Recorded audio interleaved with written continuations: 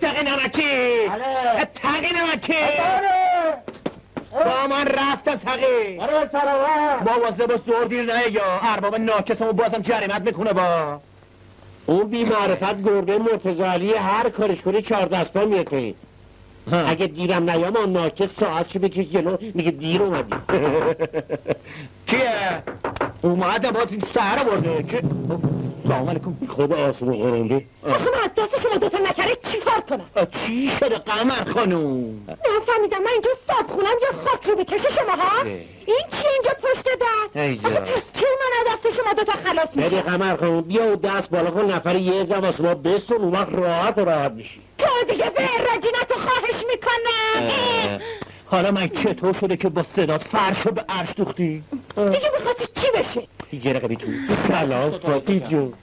دیشب دیر اومدی خونه کافه ما هم که نبود.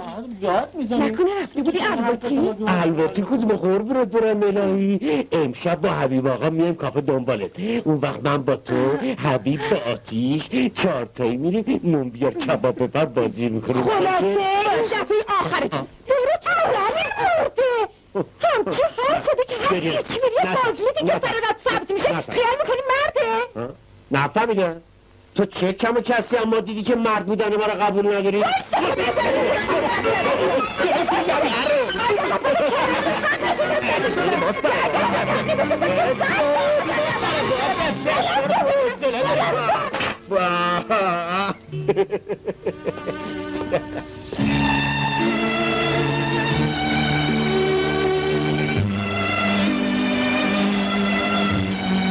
مربی هم شوفر بر پدر بیپولی لعنت که آدمو وادار میکنه عین میمون روزی 6 تا ملق جور و جور بزنه. هر کی سراغ ما رو گرفت بگو حبیب لبه استخره. هی حبیب آقا چیه بابا آسیه حبیب جون نوکرتم یه نوکه پا بریم یه جایی و برگرد. باز برم لبه استخره شروع میشه. قربونتم فداتم نفرتم بیا این که دانر یه جای برسونیم و برگردیم. اهل خاور دوره. خب خود گردن شکستت برو برسونش. اما آخه یه چیزیه که تو هم باید باشی. بله رو بگو راحتم. استغفرالله. خب حالا این یارو کجا میخواد بره؟ اگه من میخوام برم به چی؟ نمیخواد بگی این چی که دانا میخوای بری بولوار ناهید دم کیوسک تلفن همین الانی میره. درست گفتم کرتاهی شما از کجا فهمیده؟ خیال کردی فقط تو شما مرتاز پیدا میشه. ما خودمون کلی سال مرتازیم. یه وعده نهاره یه نفرها رو 3 وعده میخوریم و سیرم میگیم تو نمیری. درست آقا بی معرفت باز دوزکی به تلفن‌های مشتری هتل گوش دادی؟ آخرش میگیرن دومتو میندازنت بیرون. همین الانه که یارو پیاده‌اش کردن و میفهمی چه نقشه بارش داره. اینم بولوار ناهید. خیلی تشکر کرتاهی. بفرمایید چی که دانا. اونم کیوسک تلفن.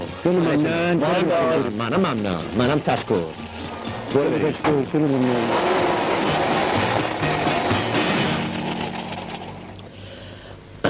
الانه نفهمیدم چیه؟ اون یارو بنده خدا که میخواست بره در کیوسک تلفن بولوار ناهید. اونجا که بولوار ناهید خیال میکنی من خنگم داشتم؟ چی؟ اونو بدش من؟ بفرما. پا باز چی اونجا پیادش کردی؟ بیادشی پشت رو تا باید بگم. الانه چی کار داره میکنی؟ اینا چیه؟ گوش کنی چی میگم. این یارو خاورسویه ها دم کیوسک تلفن بولوار ناهید با یه دختر خوشگل موبور ران داشتش. آدرس زن رو از خاور دور گرفته بود. یه پیغومی واسه زن آورده بود. خب دیگه باقیشم بعدا میفهمی.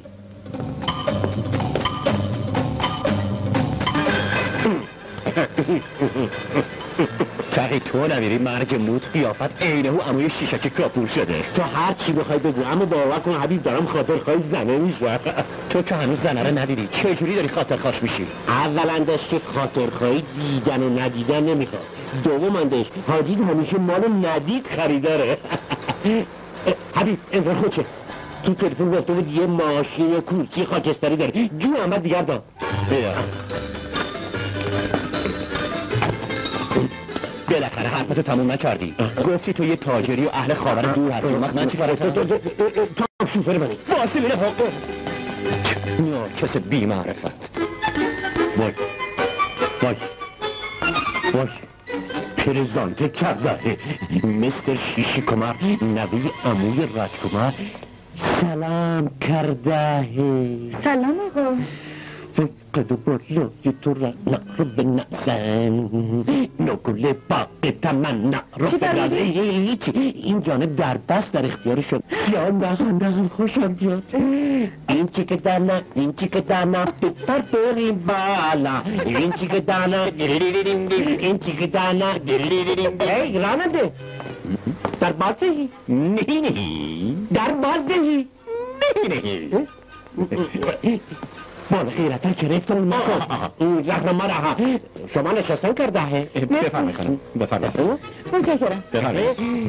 راننده جان ما رو ببر گردش خیلی هم بده کش. ای به روی چشم موز و مشمش. بیا تو بغل حاجی. خواهر من در خاور دور تو شرکت شما کار میکنه درسته؟ تو نامه‌هایی که برای من میفرسته از شما کارش خیلی اظهار رضایت. منم از شما خیلی اظهار رضایت کردم. نخد خوشم میاد خیلی هم خوشم میاد. خواهرم تو آخرین نامش برای من نوشته بود وقتی شما میاین ایران من اینجا از شما پذیرایی و مواظبت میکنم. اتفاقا من خیلی احتیاج به پذیرایی و محافظت داشتم چون اینجا هوا خیلی سرد. من شبا تنها کپلالا سرما کو شما لازم از من مواظبت کرده. اون علاج دیگرتو برم من. چی بود ترکیدن کرده؟ نه روان راننده عطسه ملیک کرده اینجوری زغ نبوده چینی. عزیزم معذرت خسته اون هست خیلی بی پیر همسی. نه اتفاقا جوون شوختری به نظر میرسه. من از آدم های اینجوری خیلی خوشم شد دیگه اونو نگاه نکرده. من هست تاجر خاور دور اون هست یک راننده لخت اون احمق.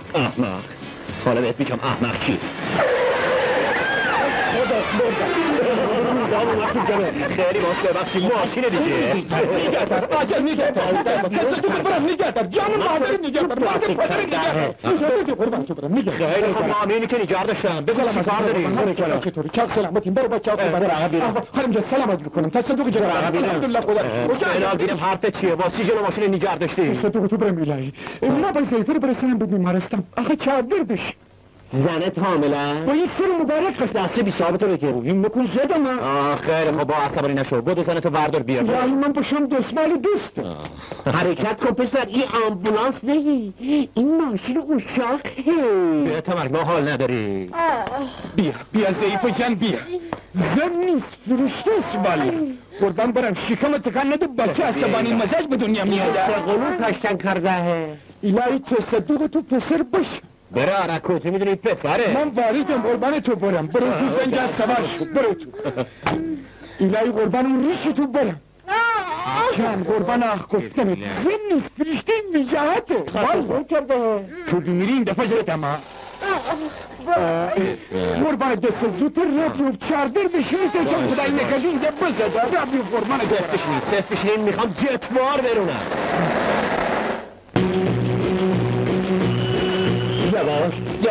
یواش افتن کرده جان آیونده تونتر برم قربانت برم صرف بشینی که سر پیچه پیچه بیفیش من باهات یواش ندارو قربان داری یادم مرد آمای قربانت برم زن داریم میزد تونتر برو ده چی رو تونتر بره یواشتر برو رفتم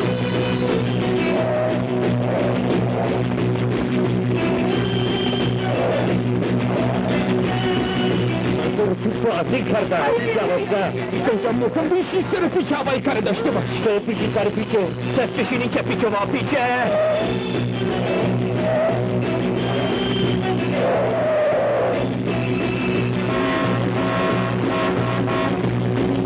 بشینید پیچه با پیچه علی تو رولم داری یادم بری یه خوبی یواشتر برو برو تو که بروزنم داری میزه قربان تو برو بیدار خواهد بگه میزه دارم صرف بشینید پیچه با پیچه سنجا سر پیچه برای ایلت پیچه با پیچش نیادیده برد صرف بشینید خواستم خدا حافظی کرده خوش کردید صرف بشینید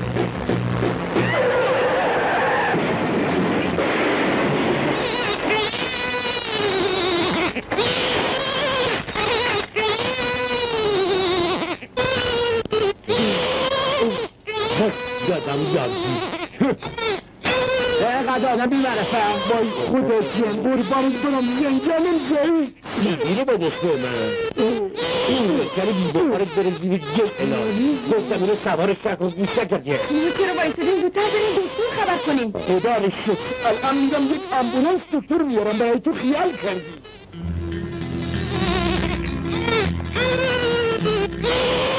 قربان تو برم گوگل لگوری من دکتر جان یواش بلندش کنی که نراحت نشی قربان کرمت برم خدا شکل خود منه این سیم یه گازی باسد گاز زده باش بچه خدا حافظ یه باری کلا طلب شما هست چون به موقع منو به دکتر لطفا نمیخلازه وای ماشین به کلی داغون شد دیدی بیچارم کردی حالا خودت هم باید جواب ارباب اونو بدی زره من شوفر صبحکارم تو شوفر بعد از ظهرکار اصلا نفهمیدم اون تابلو رو نگاه کن عبور یه طرفه این نامرده عبور ممنوع اومده تقصیر ایناست باز بیان پیش اربابمون همونجا خسارت من نمیفهمم شما دو نفر دارین از چی صحبت میکنی؟ تو برو تو ماشین نهی اصلا دخالت نکرده دست ورده دیگه مسخره حق باز شالتا کجا داری میری آب نباد چشیمه باز سفید من تو از تمام آدمای حق باز دنیا حق بازتری من میرم ولی حیف تو که آلت دست این حق باز شالتا کجا؟ گوش کن ببین چی میگم آرچی اقلا یه باز گوش کن خسارت ماشین ما رو که داغون شده کی میده؟ صاحب کن بده کاردار فنی بیاد شما خلاف کردین و ورود ممنوع اومدی اگه ما تقصیر کار بودیم خسارت دورم میدید باشه ای آقا سر یخ رفیق ما رو ول کن این کارا خوشش نمیاد خودت تو چی؟ ما هم خوش نهریم کسی یخمونه بگیره یه جور دیگه باید معامله میکنم شکر کنی های بقا جانم مرسی که باید براشون نفر یه از کت شلوار جلیقه رو برا کنی نفهمیدم کت شلوار جلیقه چه جوری باشه واسش بیابر این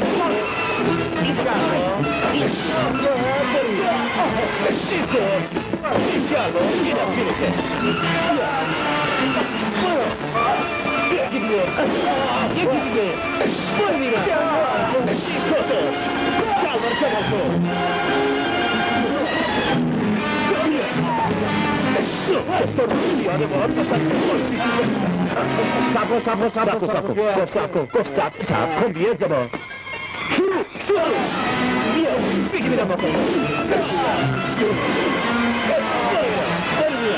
جانم با یه شوت دو تا گل زدم جانم جان دروازه مالی میره تو دروازه شما کجا قرار بیا حبیبا فکری کردم نمیخوام اصلا دیگه نمیخوام برام کار بکنم یاد ببری یاد میزنه اولا داشت اینقدر به نمده گلوت سنباده نکه بابا من داشته بکن برای صورتم خوش من که شعبه نخوری کش ناکس رئیس ما رو جوشی میکنی ببینم بچه بینجا برو مشقاتو بینیز ببینم الان دیان تو سر بابا مثل باید یه از کد شربات جیرقه واسه بدیزی الان واسه که کفن سه میشه بینم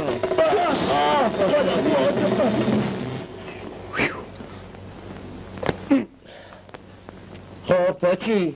دوخته کت شلوار من خیلی بهتره برید بیرون احمقا احمق حالا به دیگه احمق چی؟ الان به کلانتری تلفن میکنم میگن بیان پدرتونو در برن زدی گوشی بی معرفت بیا اونجا یه چیزی یادمون رفته بود قلم کاغذ برای چی؟ تو دست تو بجم رضایتنامه نوکرتم بالاخره ما باید بریم یه جای دیگه کار بگیریم باید بنویسی که آجیل خیلی خوش اخلاق بوده من یاد تغییر آره نوکرتم آره چاکرتم بینویس قلمی کن چاکرتم قلمی کن نوکرتم ما که بدون رضایتنامه نمیتونیم جای کار بگیریم بیره نکنه اساجیدی رضایت نبودی ها؟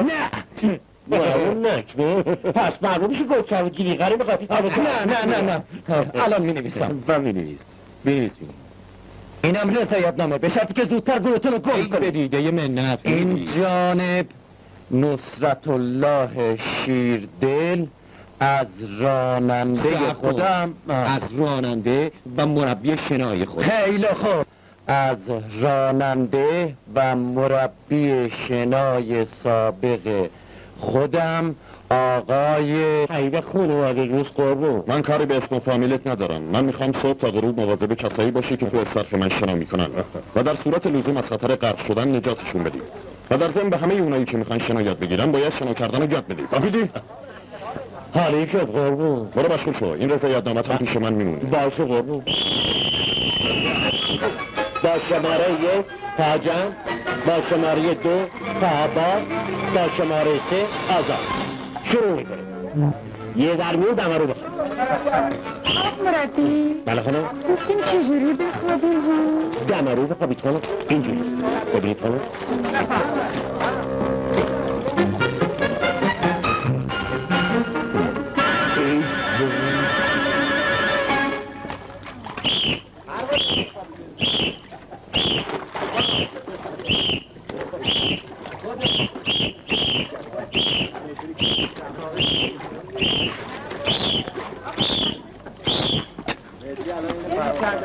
ناکس بی معرفت حالا دیگه رضایتنامه حیبت کش میری و واسه من مربی بازی در میاری؟ با مربی صحبت نکنی خب که چی؟ تخت کن بی معرفت تو که شنو بلد نیستی آخه چجوری میخوای درس شنو یاد بدی؟ میخوای یکی دو نفر رو بکشتن بدی؟ 1 2 3 1 2 3 یعنی رد شو بذار باد بیاد 1 2 3 رد شو بذار باد بیاد حالا که به زبون خوش نمیایی؟ همچی تو ذوقت بزنم که به خال سوسکیای فرخ لگا برو پیکاره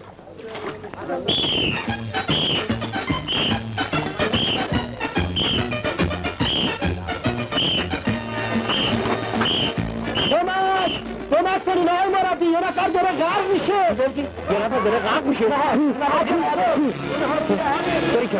بری کنم میخوام چی اینجا بری کنم نفهمیدم خدای من دارم کجا بیرم با خودم شنو بلد نیستم برو معطلی آقای مربی تو داشت نجاتش بده خودم بیرم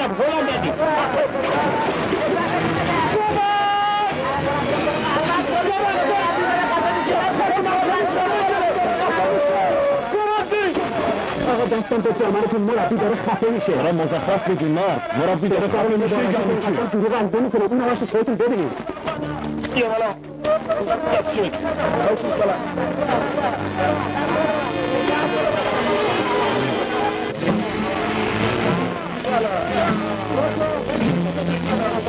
دستشو بگیریم تنفس مسئولی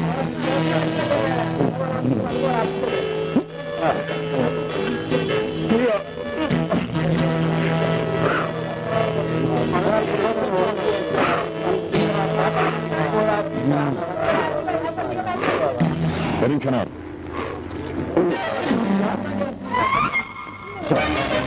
که تو اومدی مربی سخت شنای من بشه با اجازت قربون لباسشو بیارین دست و پاشو زود بگیرین از اینجا بندازینش بیرون این احمقو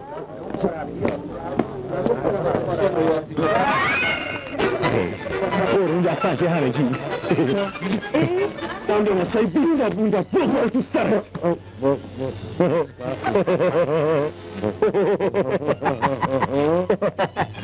آتقی جون نبود این یارت باشه که دیگه به حبیبت کلک نزنیم دومندش اگه این کارو نمی کردن یک دو نفر قرق می کردی اون وقت سر کارت با کرام از کاسه بیم زود باش زودتر کمرت رو ممکنه بیان ببرن دیوونه خونه ها حالا چه خواهی باید به سرمون کنی؟ راه میافتی میری سراغ آتیش دلم واسه خوش اخلاقی هایش یه ریزه شده همین انگوشم چشماتو در میرم تو خیلی کردی با کی طرف یک میری؟ کشنه اربابم که این مرتور شده اساسیت رو از اینجا میروزه بیرون خوب گوشاتو واکن آقا باشیر تو خودت میدونی که این کاباره اجاره پدرم بوده حالا که اون خدا بیامرز با یه مت کرباس دیده 1000 من خوش خوابیده من اینجا رو میچرخونم دیو دوشاخ هم نمیتونه من اینجا تکونم بده فهمیدی؟ اما ارباب من آقای ارتشم خواسته که تو اینجا رو فوری خالی کنی ارباب تو؟ ارباب تو به کلگیس آریش خندیده؟ تو یه حالا بسن به توی خورقم تنگ شد باید بهت بگم تو نمیتونی جلوی ارتشم مقاومت کنی احتشام مگه چیه؟ خودم تنهایی جلوش بمیستم و جلس و بلزش هم در میارم یه لحظه باش بزن به چهت اون رو سگم برم یه داره دست بیستامتو برده ببین چی دارم بهت میگم هنوز یه مشت و سفته پیش من داری اونا قابل اجراست من با همونا میتونم اسباباتو بریزم تو خیابون فهمیدی؟ تو به سنگین مرغ همسایت میخندی یالا بزن به چهت بدبخت گفتم به صلاحت با من رویه میفهمی یا نه؟ نه جون احمد نمیفهمه ناکس مثل که پسر اطولخونه درق و زابادیه یه باره بیرون هوا بخوا بزید داره باشه این دختر دستتون یه دل بخمدید چی گفتی آقا؟ این به نظرم یه کت تکی جلش میخواد واسش بدیم به قبرهاش میرم اینم که چی کار میکنی؟ باشتای غریش میخوام میتونه پیتش کنم بزن زیر دخمتو بگیرم برو بیرون تا یه خودی گفتم به من دست بزن یا تو چاله میدون نه فهمیدم بی که تو کار بد بیرا بگی توی رسد شهران شما وایسا بیبره فقط مردی وایسا اگه یه دفعه دیگه اینجا پیدا شد چیزای دیگه دانتن در میارم سلام آتقی سلام از کجا میاد؟ خب معلومه وقتی این موقع غروب کیف دستمه دارم از نه خیلی خب چشم بسته دیگه نمیخواد قید بگی آبجید کجاست آتقی؟ تو کافه هست قربون آبجید بری هی آتقی چطور؟ زنگ در این خونه رو برای من بزن من قدم نمیرسه اینجا چی کار داری؟ خونه هم شاگردیمه خرم بالا مفتم گیر ورده چشم بدقم قیافش میگه علامه میکنه آتقی کجا؟ دیگه چطور؟ یه دفعه دیگه هم باز بزنی آخه یه دقیقه دندونش جر بجا بچه شاید کار داشته باشم با چی کار داری؟ والا این نورجت کجا؟ این خجالت نمیکشی نه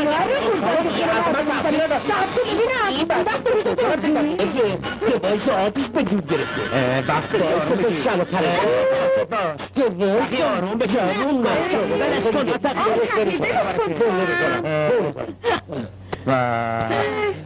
تو نباید اینقدر سر سر آتقی بذاری قرقشون هرچی باشون از تو بزرگتره بی برو ماچش کنه از دلش در بیاد منو ماچ کنه اگه نزدیک من بیاد این داغه که به دیگری آتیش میذارم کوتا بیا تقی جون بیا با هم آشتی کن بیا جلو با هم آشتی کن بیا جلو بیا جلو برو جلو هرچی بگی من گوش میکنم صورتشو ماچ کن صورتشو ماچ کن قرقی ماچ کن لطفشو ماچ کن خسته خون بگیر دیگه خست بردم تا پدرش زنده بود کاری از دستت بر نیمد حالا که ملک من دست دخترش افتاده بازم کاری از دستت بر نمیاد ولی قربان اون سماجت به خرج میده و میگه اگه به قیمت جونم هم تموم بشه من اینجا رو تخلیه نمیکنم غلط میکنه حالا که کار جنبه این مبارزه و زور آزمایی پیدا کرده هیچ راهی نداره جز این که اینجا رو تخلیه کنه کلیدش هم به تقدیم من بکنه و بره البته قربان فقط اگه شما یه مهلت 24 ساعته دیگه به من بدین به زور وادارش میکنم که این کار رو بکنه اگه نتونستی چی اون وقت فرمای شما رو قبول میکنم و اقرار میکنم که مباشر بی‌عرضه‌ای هستم این شد حالا برو پی کاره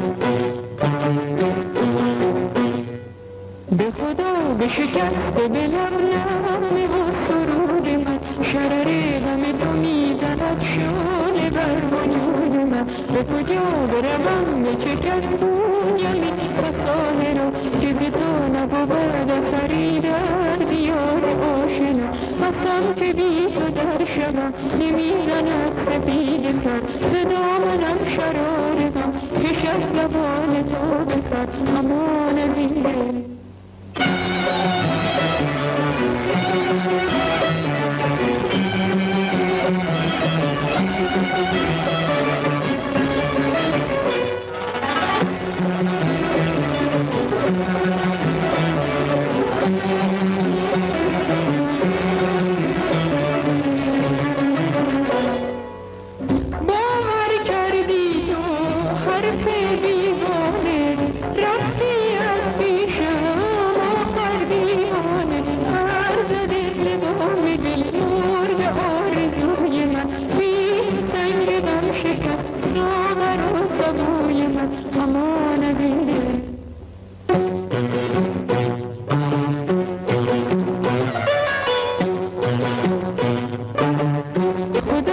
شکست به لبنام و سرود من شرر غم تو میزند شانه بر وجود من به کجا بروم به چه کس گویمی فسانه را که به تو نبود اثری در دیار آشنا قسم که بی تو در شبم نمیزند سپید سر ز دامنم شرار غم کشد زبان تو به سر امان وینه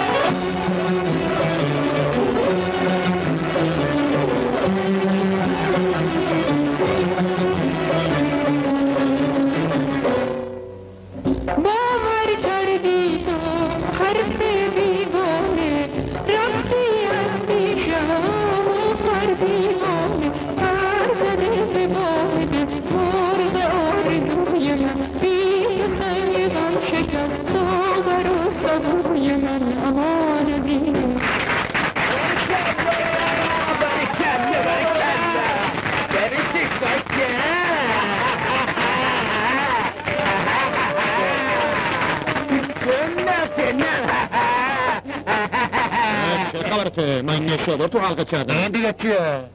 آقا بالا سر دختر است. دهن تو آب بکش بی‌معرفت.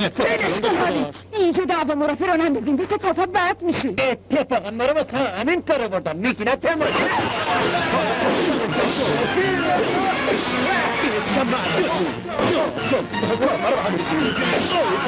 نامرد و کافی بره به هم میریزی؟ چه اومد؟ ایونا بزرگم خوشم اومد بیا چلو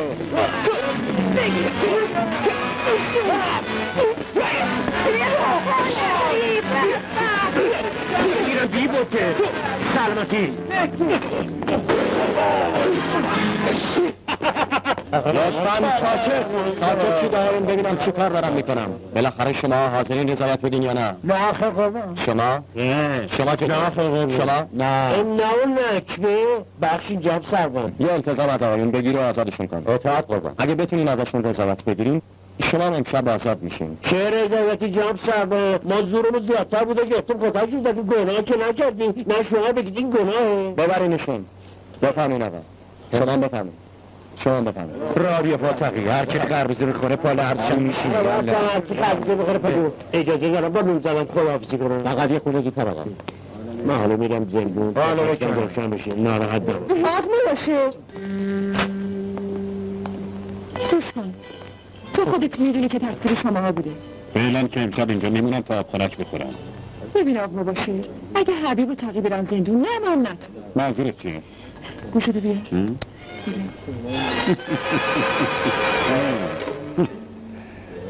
قول میدی که ها؟ آره قول میدم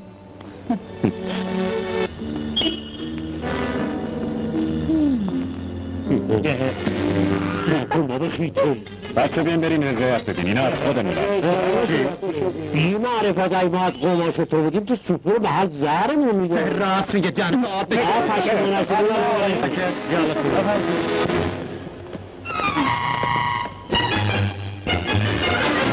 خب رضایتی هم که خاصی دارن، اما اینگار تو هم یه قولی به هم داده بودی. آره اینو علم داشته باش. خب علم حسابو گرفتی اینو کتم بلشون کنید، اینجا جاش نیست. خیلی خوب با هم میرسیم آتیش خانم. رد شد خودتو بندن و نجس میشن سوار چی؟ بچه میترسونه برو بالا واسه همین قرارت بود که دیشب نزدیک بود در کافمونو ببندم. شما هیچ فکر نمی‌کنی که من با این یه خبر چوب و سفته که دست مردم دارم اگه اینجا تعطیل بشه تکلیفم چیه؟ ما چی که به کاری آبجی ما خواستیم قفل 12 افراسیاب بزن در کافه. پس کی می‌خواست بزنه؟ اگه شما اون دعوا مرافع رو علم نمی‌کردین اون وضعیت پیش نمی‌اومد. آخه اون یالگوزو هی به تو مطلق میپروندن. خب ما هم سیلندر غیرتمون دوون نکرد. آره دیگه زد پیستول طاقتمون رو داغون کردن. من هوارکشو با دردسر میخوام جونم. بعد چی میخوای ناگرتم؟ بی دعوا مرافعشم بخوای حاضرم چکرت بشم. اون یارو ساب ملکه میخواد زیر پای منو جارو کنه و آتاشخالمو بریزه بیرون. اون منتظر بونه است شونم. منم نباید بونه دستش بدم. خب ما بیا کار بهتر دستش میدیم. آره آتاقی میارتش بغل دست خودش. گوش کن آتیشون. اگه تو بخوای ما جیکونو تو جیکتونو خفه میکنیم و پا ورقی روزنامه میشیم.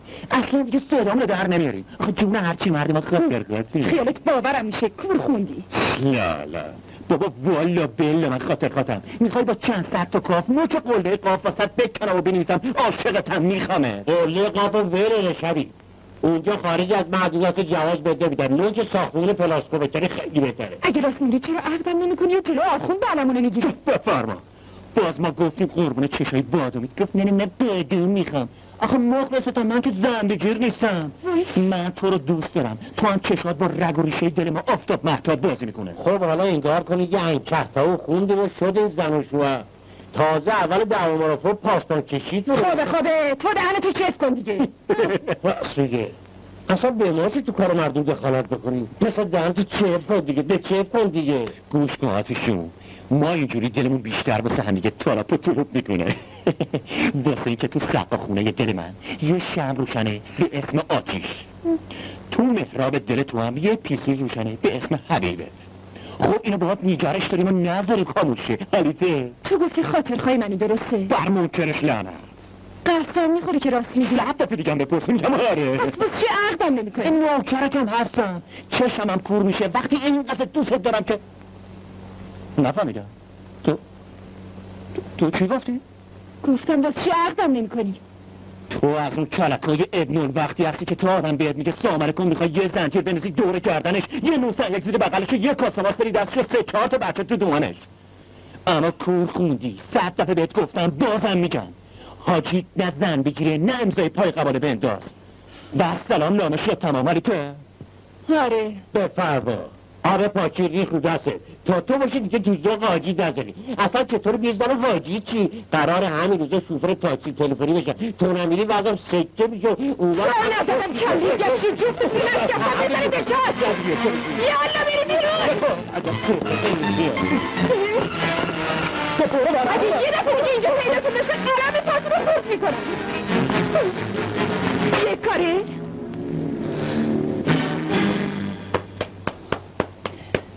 اگه یه دفعه دیگه اینجا برگردم میدونم چه برای سرشون بیارم. فقط مواظب باشین چون دختره از اون پاچه برمد با تو نمیشه.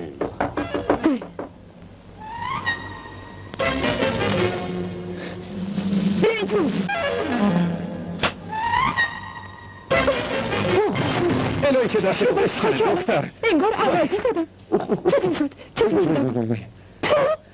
اینجا چی کار میکنی؟ یک میری سر و کلت زیادی کرده؟ سرم الهی گردنت بشکنه. شما دیگه کی هستی؟ مأمورین توقیف اموال. چی؟ بفرمایید این من حکم توقیف اومدن اموالتو توقیف کنن. توقیف بس چی؟ واسه اون چک و صفتایی که پیش من داری دیگه.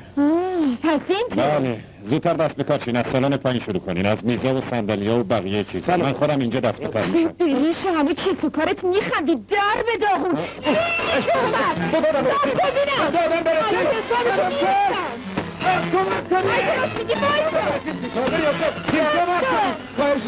این مباشر من نیست؟ چرا قربان خودش نیست؟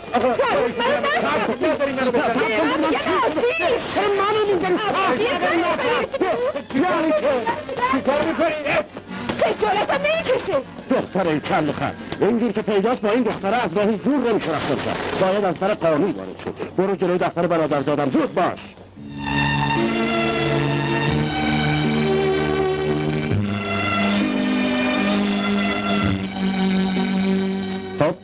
حالا میخوای من براتون چیکار کنم؟ من میخواد دم و دستگاه این دختره رو داغون کنی. در واقع شما میخوای مستاجرتون رو بیرون کنین، بله؟ اون مستاجر من نیست، پدرش مستاجر من بوده که حالا مرده. درسته. برای اجاره نامه شما با فوت ایشون خود به خود به براسش که دخترش باشه تعلق گرفته. بله همینطوره. به هر حال این کار برای تو یه کار خیلی کوچیکیه. دلم میخواد اساسی اونو از اونجا بریزی بیرون. البته عمو جان، من وظیفه‌ام که تعجب میکنم چطور با این همه ثروت و املاک زیادی که دارین انگوش رو این ملک کوچکتون گذاشتین. حق با تو پسر جون. این ملک الان خیلی ناچیزه، ولی من اینجا یه ساختمان 20 طبقه میسازم که 100 برابر حالا برای من درآمد داشته باشه. بله، منظورتون رو فهمیدم. در هر حال قانون همه چیز پیش بینی کرده. اگه اونطور که شما گفتین برنامه‌های این کاباره خلاف عفت عمومی باشه و یا زنهای لخت و گفتین زنهای چی؟ لخت و پتی. بله، زنهای لخت و پتی اونجا برقصن، من میتونم با اثبات این مسئله، البته با مدرک، حکم تخلیه رو برای شما بگیرم. الهی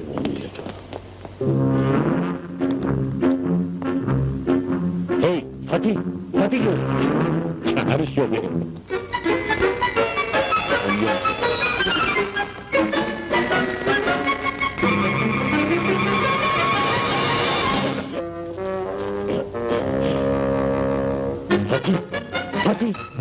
فتی جون فتی آتقی یه پنجره رو واکن. بودو یالا الان اومدم. فتی جون سلام. وای خدا مرگم بده، اونجا چرا آویزون شده؟ ببین برای رسیدن به وصال چطوری اینی گوست حتی یکی شما مواظب خودت باش، میفته و دندت خورد میشه. من که قابل تو نیستم. کجا ننت کجاست؟ رفته کجا خرید کنه. چی؟ ننت خونه نیست؟ الان میام تو دوتایی با هم میشیم نون بیار کباب ببر بازی بکن. بپچرم بخواب بیا تو. برو سر جان فدایش. مواظب خودت باش. مواظبم. الان ملائکه میان پایین. پدر خاطرخواهی بسوزه شما رو رسوا کرد. الهی که ننت دیگه هیچ وقت خونه بر نگرده. ننمو نفره میکنی خب برگرده مونده 1-2 ساعت دیگه. برو جلو بینم. چه باغ دابا، چه انگور یاقوتی. خب حالا بیا دوتایی شروع میکنه به نون بیار کباب ببر بازی کردن. یا تو نون میاری کباب میبری یا من نون میارم کباب برم. باشه الان ننم سر تو هم که میرسه. با این ننت کشتی برو. مگه ننت چی؟ خدا جون ننم داره میداد ای دادی بیداد حالا چه خواهی به سر ننت میریزم. کاش خبر مرگش نمیباد. آقا این چه وقت میره برگشتنه؟ اصلا اونجا که اومدی برگشت بشه باشد. من جد آمدم و دیگه نمیتونه برگشت بره بالا.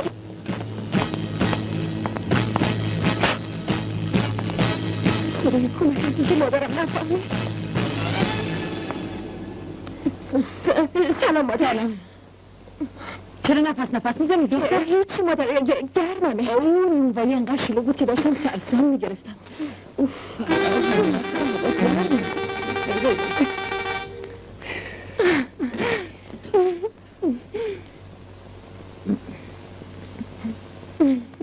چرا برسدی؟ برو سفره رو بیار پرکن. سفره مادر. خب آره سفره دیگه. چشم همه الان.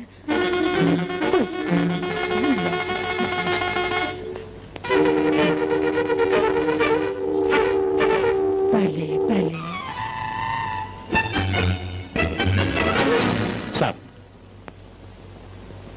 سلام و زهر مار. پیر مرد هاپاپو، از این موهای سفیدت خجالت نمی‌کشی؟ زیر چی کار میکنی؟ هیچ، اینجا منتظر مینیبوسم. الان یک مینیبوسی بهت نشون بدم که حتی اتوبوس 2 طبقه نیست. پس یه الفراز الفراز آقای خدا جوادی فلای جواد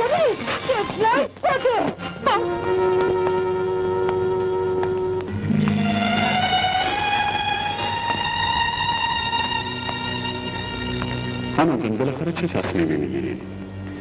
همه اساسیه رو بردن، کاباره رو تعطیل میکنین. نمیدونم، هیچی نمیدونم. توی غیری این موقع شب اینجا چیکار میکنی برو جا؟ سلام هری بابا. سلام، چه خبر؟ چرا نفس میزنی؟ هری بابا مباشر احتشام با 2-3 نفر دیگه امروز اومدن. همه اساسی کافه آبجو توقیف کردن، با خودشون بردن. خب به درک گابمون زایی. چرا آقا؟ شما یه چند دست میصندلی و ظرف و ظروف بس یه چند شبی در اختیار من بذارید، کرایه‌اش هم هر چی باشه میدم. قول بهتون میدم که راضیتون کنم. خیلی متاسفم خانم. چه میگی که رابیا پره دیگه مشتلاتت هم طلبه یاله بینم. سب کن گوش کن قیقی جون، تو برو مواظب آبجیت باش. نمیخواد بهش بگی چیزی از این موضوع به ما گفتی. منم میرم ببینم کاری میتونم براش بکنم یا نه. باشه؟ منظورم اینه که اگه یه صندوق مشروب و نوشیدنی دیگه بهم بدین قول میدم که تا یکی دو روز دیگه حتما پولشو بهتون بدم. عرض کردم خانم ما اینجا دفتر حساب کتاب نسیه فروشی نداریم. متاسفم که نمیتونم. گرویی هم بهتون میدم. هیچ احتیاجی به این گرویی ها نیست، فقط یک شرطه.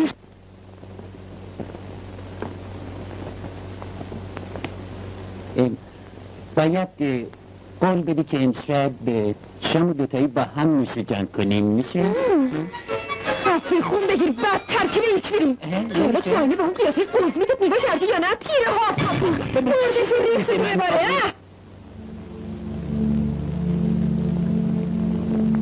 پدر من شکست خوردم، یعنی همه سعیمو بیکار بردم تا اونی که تو باقی گذاشتی از دست ندم، ولی نشد.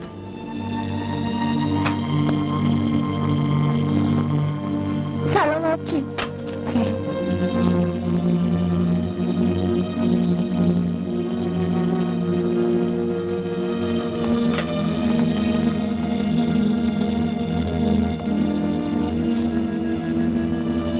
سلام. اونا موفق شدن امورا جان، کابرا رو تعطیل کردن.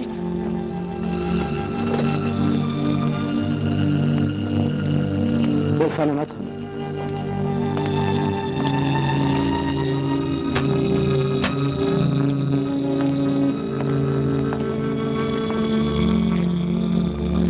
خدا حافظ مشمون. به سلامت.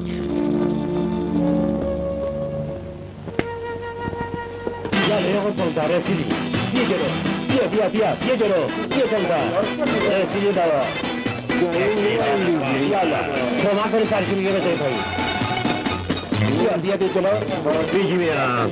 اینم 18 صندوق. آی قربون جهتون بچه ها. این جهتون های پیشه بسید جون فعلا قربون تو این جهتون باشه انام بچه ها حساب خودم هم باش رو فرده حساب میکنیم. قربون تو برم آتیش کن بریم. ببری اساس بالا بابا چرا معطلی تو وایسادی یالو بریم صندلی هم میگه بذار اون بالا. اون زرد یه بایسکل وایسادی حیوان ترتیب همه کارهایی که قربون تو پسر خوب. خب دیگه کم کسی نداره تا شما اینا رو خالی کنیم من میرم ترتیب تو سالن کافه رو میبینم.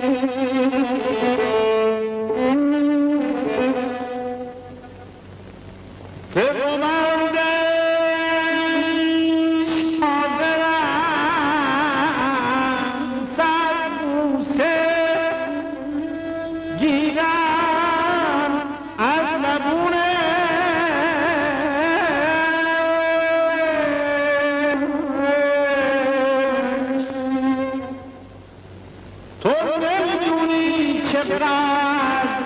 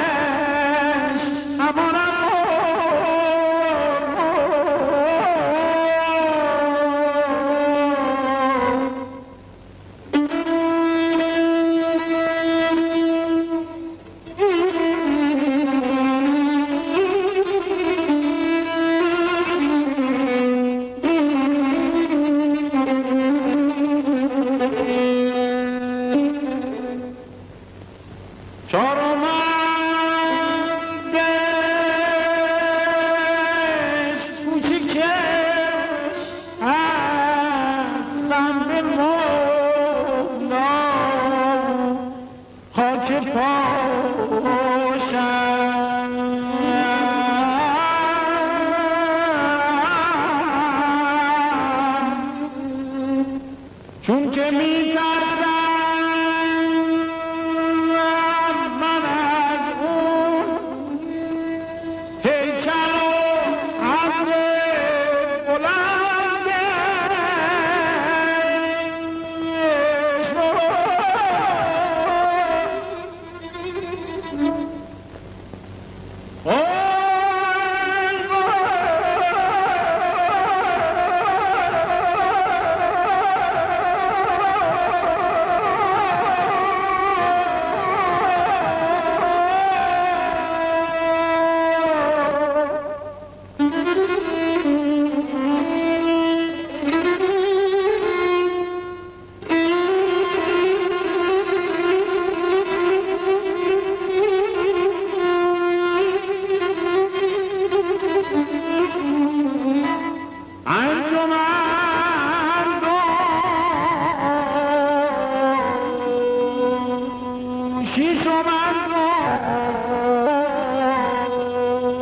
عبد بلند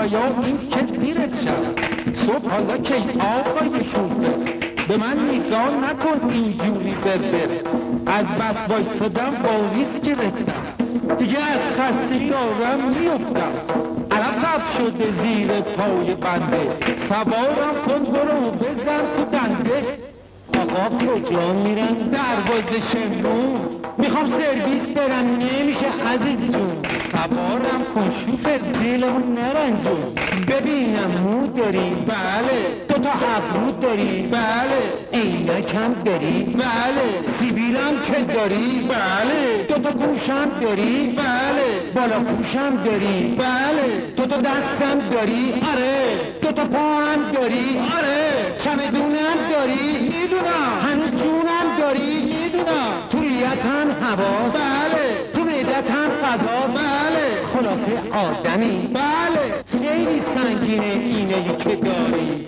تاکسی نمیکشه این همه بارو برای تاکسی بی خودی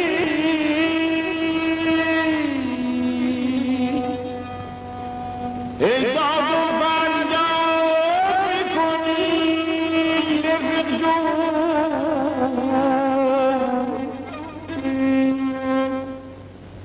باید این را برادر جون پیاده گرد کنی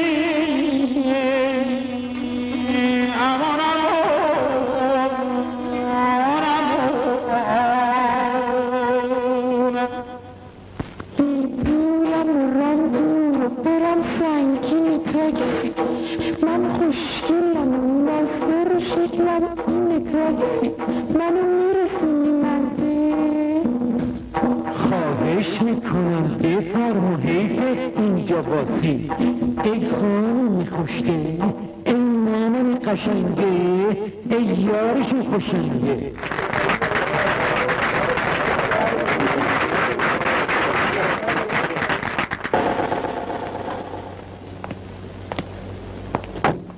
بفرمایید قربان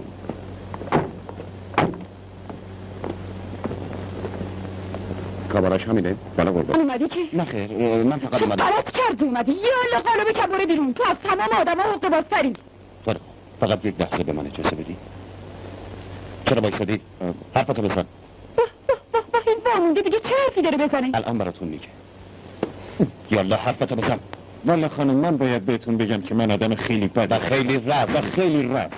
ادامه بده. دیگه تموم شد قربان. هنوز مونده و حق باز و شارلاتان. بله خیلی حق باز و شارلاتانم هستم. دیگه نداره قربان. بنابراین از شما معذرت میخوام و امیدوارم بنده رو عفو بفرمایید.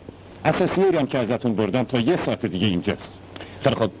یالا گورتو گم کنه برو. چشم قربان. خب این کارا چه معنی میده؟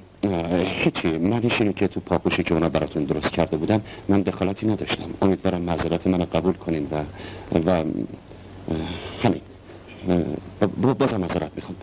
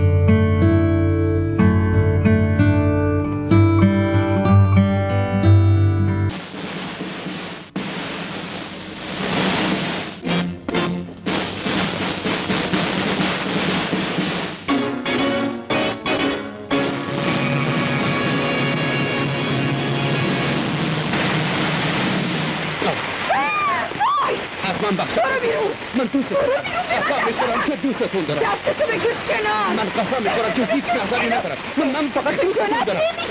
من نمیتونم تحمل. وای خدای من زده بود فقط دیگه نمیتونم تحمل کنم. نه اصلا فرار نکنید. من دوستتون دارم. برو بیرون. مگه چش کورت نمیبینه که لختم؟ تا جواب منو ندین از این چه نمیرم. نمیفهمم جواب چیه تو رو باید بدم؟ قسم بخور که هیچ کس دیگه رو دوست نداری. دستتو بکش کنار. مثل کنه چسبیده بهم.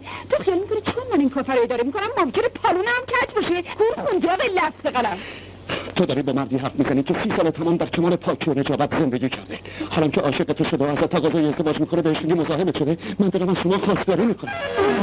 نمیفهمم. یعنی تو از من میخوای که زنت بشم؟ آره درست. من ازت میخوام که همسر من بشی. معذرت میخوام. اجازه هست بشینم؟ آره عزیزم بشین. از من میخواد که زنش بشم. آره پیشنهاد ازدواج بهتون میکنم. اما خیلی من که تو رو درست حسابی نمیشناسم. خود منم شما رو به همون مقدار میشناسم که شما منو میشناسی. آقای احتشام، خانم احتشام.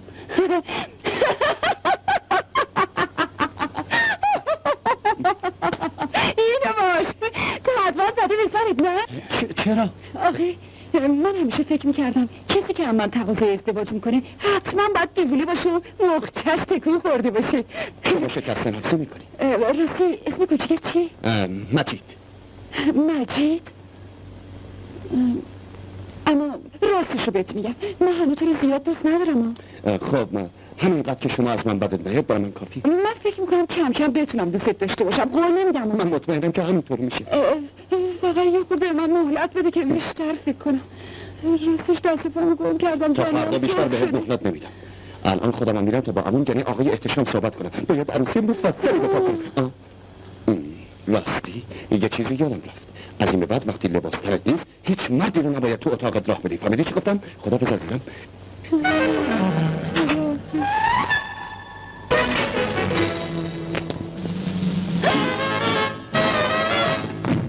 مگه چی به خورده تو دادن مرد؟ جلوتو نگاه کن الان میفتی تو چاله. خداحافظ دوست من.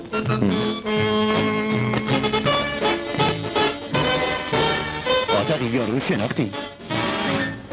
با تو هم و اما رو باش داریم با کی حرف میزنیم. یالا تکون بخور. یالا بی بخور. تو دیگه چت شده؟ چرا هاج و واج موندی؟ خبری شده؟ سلام حبیب آقا. این احتشام اینجا چی میخواست؟ والا من نمیدونم. رفته بود بالا. هر خبری اون بالاست. اون بالا؟ بله. را بیا فتقی. یالا چه نفر را بنداز. برو بنده کمک بالا بینم. بالاخره نفهمیدم اون بالا چه خبر شده. برو تو انگار 40,000 سال خواهره. تو همینجا با تمرک. این چه سر و ریختیه؟ وقتی اون یارو اینجا بود تو با همین قیافه جلوش نشسته بودی؟ آره. با چشم ما روشن کلاه بزنیم بالاتر. حبیب بانا بالاخره میخوای با من عروسی کنی یا نه؟ بچه هی بازم که صحبت عقد و ازدواجاته. مگه ما این حرفا رو فیصلش نهیده بریم نوکرتم. چرا؟ با این بس دیگه ما حرفی نداریم با هم بزنیم. دیگه هم نمیخوام ببینمت. سب کن سب کن. تو امروز انگاری یه چیزی هست. خواهش میکنم جلو من اینجوری حرف نزنین آقا. من زن محترمی هستم. بر موکش لعنت محترم خود. من یه زن با لیاقتی هستم که شایستگی همه کاری دارم و میخوام با هم با احترام رفتار بشه. ببینم تو داری با من حرف میزنی یه تیارت بازی میکنی. ممکنه واسه جالب باشه که بهت بگم من قراره شوهر بکنم. شوهر کنی؟ خب مبارکه. ببینم کسمسی هم زیر سر گذاشتی. آدم حسابیه؟ خیلی هم حسابیه. این فلک زده اسمش چی هست؟ حالا که دلت میخواد اسمشو بدونی بهت میگم. آقای مجید احتشام. چی بود؟ چی شد؟ انگار یه چیزایی به گوشم خورد. آره آتقی طرف بسی که مختش عیب کرده و پرت و پلا میگه.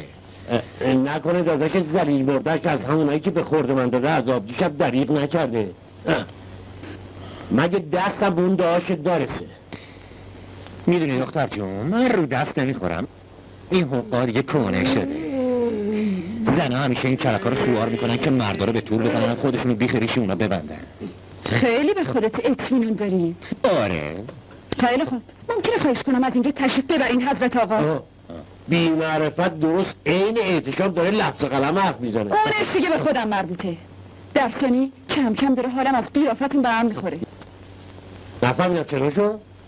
بفرما. اگه گوشته بودی خودم عقدش میکردم الان اینجا وای نمیساده یک که زیاد بارمون کنه. دست بینمک برای زیر ساتور قصابی خوبی بمولا. بسته دیگه. حوصله‌مو سر بردی. یالا از اینجا بریم بیرون. زود یالا. خیلی خوب. اگه تو بخوای من میرم. دیگه هیچ وقتم سر راه سبز نمیشم. اما تو خودت میدونی که من دوستت دارم. آره. اما نه اونقدر که حاضر شی با هم عروسی کنی. من این حقو دارم که به زندگیم یه سر و سامونی بدم. تو به این امید نشستی که من یه روزی معشوقت بشم ها؟ دیدم آتیش به جون گرفته. این داش ذلیل مردت چیز بیزی به خود داده. نه اون نکبه. گوش کن آتیش. تو مطمئنی که عقلت سر جاشه؟ نه من مطمئنم که عقلم سر جاشه عمو جان. جواب بقیه فامیل رو چی میدی؟ هیچ الزامی نداره که اونا بفهمن این دختر قبلا چه شغلی داشته. وای کسی رو تو چشم دیدنشو نداشتم حالا میخواد عروس خانواده ما بشه. چه اشکالی داره عمو جان؟ گوش کن من از تخلیه اون ملک لعنتی و ساختن اون آپارتمان میگذرم. تو هم از این دختره بگذر. به خاطر آبروی خانواده‌تم که شده این کارو بکن پسرم. عشق این چیزا سرش نمیشه عمو جان. متاسفم. من مجبورم تا دیر نشده این کارو تموم کنم. و از شما میخوام که در حق من پدری کنین و هر چه زودتر ترتیب عقد کنن ما رو بدین. مصرف شک روزگار. آدم به هر چی که دلش خوش میکنه قلاق پر میکنه و یه راست میره به چی نهیدی. گفتی حبیب آقا. حبیب آقا. بفرمایدم سرکترش. دست شبیه هم دست از سر اون. سلام. او بچه یه چیزی بهت میگم دیگه حوصله سر و کله زبانه با تو رو نداری. بذار به چاک نکنه شرق از سر اون بول زبونی نکن. من خودم از شماها بی حوصله ترم.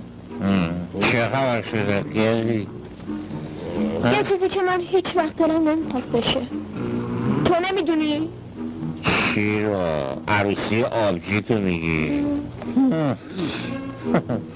آره میدونم این موقع شبی اومده بودی که این خبر رو بهم بدی. نه واسه اون کارت عقلونش رو بردم. چه؟ بگی مال آتقیم تو شو. خوشت اومد از این کردن. او حبیب مراله. ماجد فکر نمی کردم این دو نفر لا تا آسمون جلم به جشن سروی من دعوت کرده باشی.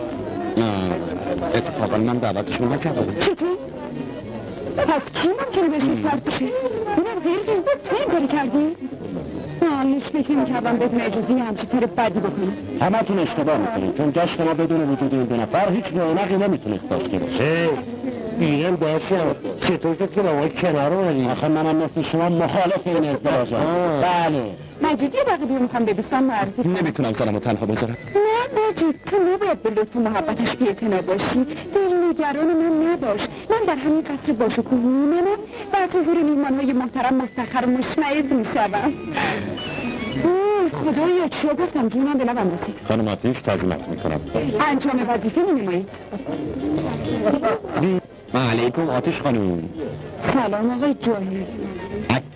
اگه از دیدن ما دلخور نیستید خواستیم فقط یه عرض تبریکاتی بکنیم. نه اتفاقا من به هیچ وجه تمایلاتی ندارم که در خوشترین ساعت زندگیم با کسی بدرفتاری بنمایم. اما تو گولت رو گم کن و از اینجا برو لات جنوب شهری. یا شامپاین بخور شمال شهری. تشکرات بی منتها. قربانه شمعی که در دل شب می‌درزد. این شعر واقعا پرمغزه. آتش خانم بله از کدوم یکی از این دوتا نویسنده خوشتون میاد؟ از شکسپیر یا شاتوبری؟ من از اولی. منم با شما موافقم. منظورتون شکسپیره؟ از کدوم اثره؟ از دستمال کجاست؟ برافو منظورتون اوتلوست. اینجا که دستمالش از دوزدمانا میخواد خیلی عالیه. ما اینو دیگه. از شاتوبریان چطور؟ شاتوبریان شاعر و نویسنده معروف فرانسه رو میگن. والا مشتریای کافه ما از بیفتک بیشتر خوششون میاد. اونا شاتوبریان کمتر میخورن. چی بود؟ کافه؟ منظورش از کافه چی بود؟ سلاماتیش به جون گرفته. خودشون چطور نتوری؟ بیا بزن روشنشی خجالت بریزه. راستش خیلی میترسم حبیب. این آدمایی که اینجا میبینم هیچ کدومشون با من جور نیستن. آره داشتی حق داری، اما اگه چند تا گیلاس دیگه بندازی بالا اون وقت خیال میکنی که تو کافه خودت توی خجالت از سرت میپره. آره راست میگی. از راهنماییت متشکرم. غیرت کجا رفته تقی؟ چطور اگه؟ یه یارو در اونجا فاطر قول میزنه. چی شد؟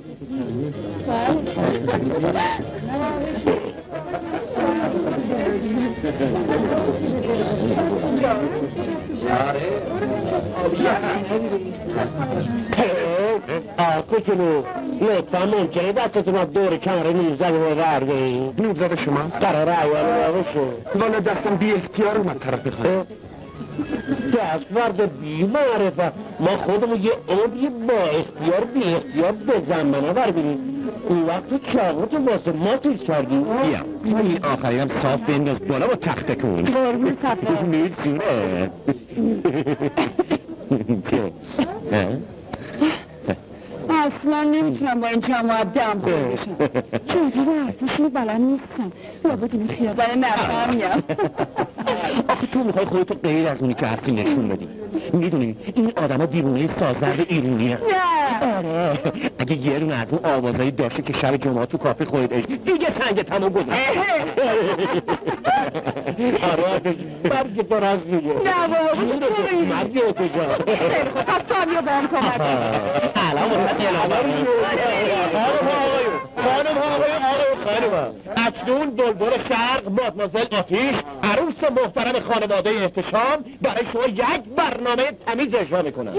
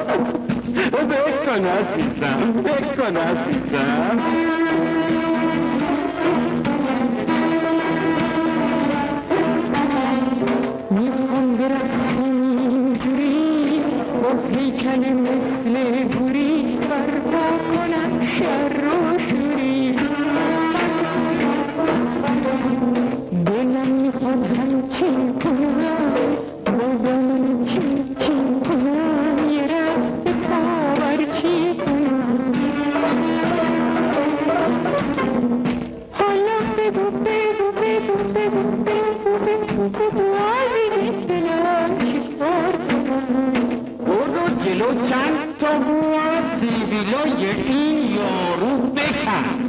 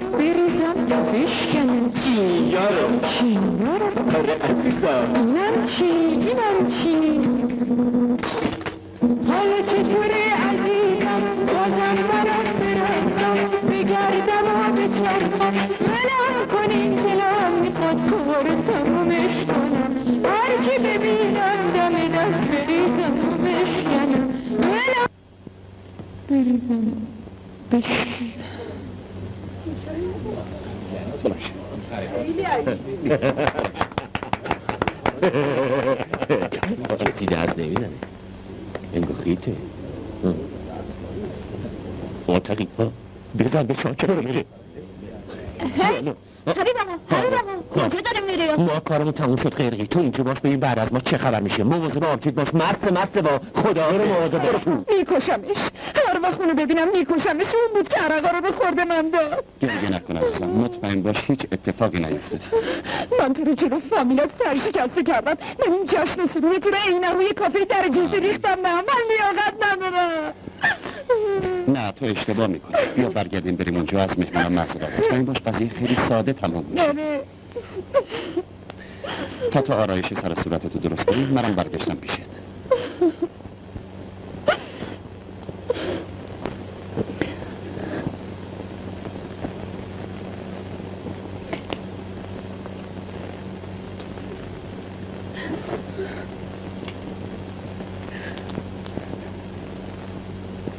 خانم ها آقایان از همگی شما معذرت میخوام. افراد در مشروط باعث شده بود که خانم آتیش کنترلشون از دست بدن. تا چند لحظه دیگه خودشون میان حضورتون رو. از همه شما عذرخواهی میکنم. متشکرم.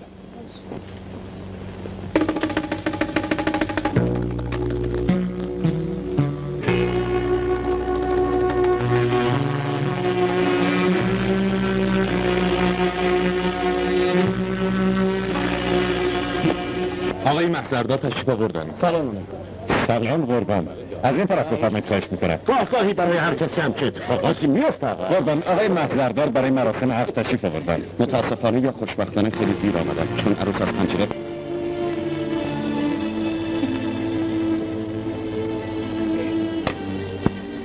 به چی فکر میکنی آبکی؟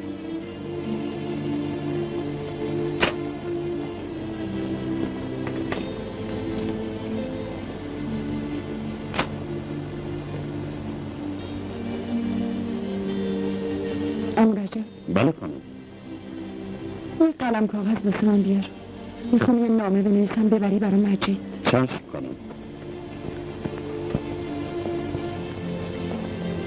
میکشمش. قسم میخورم که میکشمش. کیو میکشی آبچی؟ من میدونم میخوای حبیب رو بکشی برای اینکه دیشب مستت کرد مگه نه؟ این فضولیا به تو نیومده. بفرمید خانم.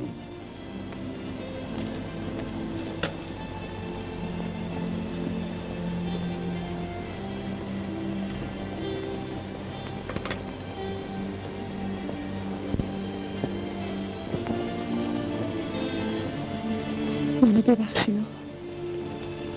من دیشب فهمیدم که با شما و تو آدمای دور و بر شما نمیتونم بر بخورم. بعضی وقتا آدم بعضی چیزا رو خیلی دیر میفهمه و من تازه دیشب فهمیدم که دنیای من سوای دنیای شماست. حلقه نامزدیتون رو دست کسی بکنین که لایق اون باشه. بازم منو میبخشید. خدا حافظ. آتیش.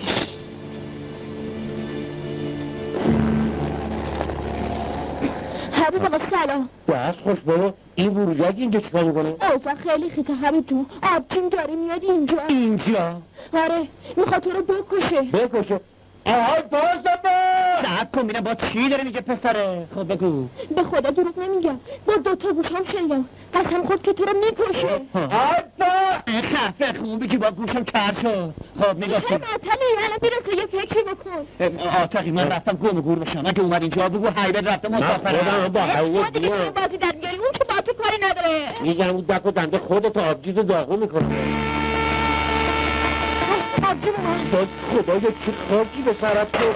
کجی برم آیام شد. های بابا یه جعبم تو دستشه، به نظرم جعبه فشنگاشه.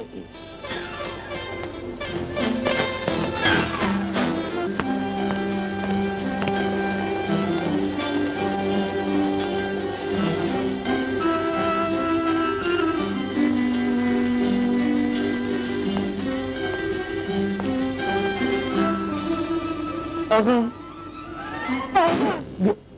فرمایشو؟ بله من با حبیب کار داشتم. چه؟ حبیب کجاست؟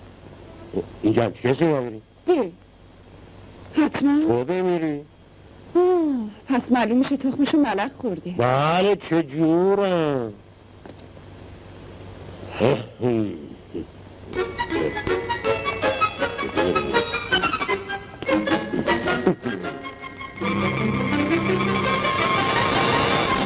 خیلی خوب، من همینجا تو دفتر میگیرم میشینم. شاید یه هفته آدم اینجا پیدا بشه. برو کنار لطو پارت میکنم.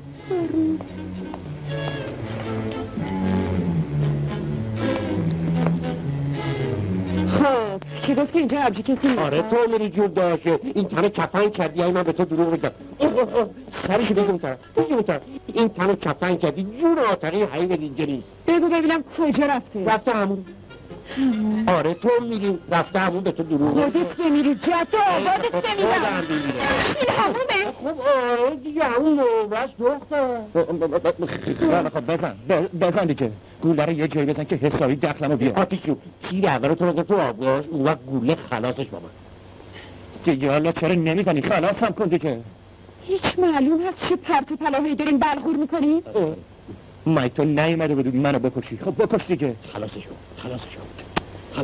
راستش بعد از اون کاری که من شب به سرم آوردی و آبروی منو جلو مردم بردی، خیلی دلم میخواست بزنم مغزتو داغون کنم، اما بعدش که خوب فکر کردم دیدم خیلی هم کار بدی نکردی. پس تو الان خیال کشتن حبیب رو نداشتی؟ نه 100 دفعه گفتم پس گول حرفه این یتیم چرا نخور. صبر کن آتقی بگو ست چایی بیارم. خب پس حالا که میتونیم یه دقیقه بگی بشی. پس سکه قبلو بیا. راستی از نومزاده چه خبر داری؟ نمیدونم، ما دیگه نومزده هم نیستیم. پس یارو جورشو برداشت و رفت؟ لابد. خب چطور یادی از قریبون کردی؟